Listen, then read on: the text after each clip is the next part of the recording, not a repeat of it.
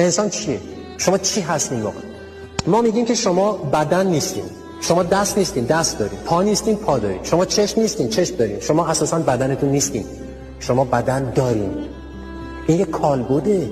کالبدها وسیله هستند، وسیله. کالبد فیزیکی وسیله است برای حرکت در سطح فیزیکی هستی.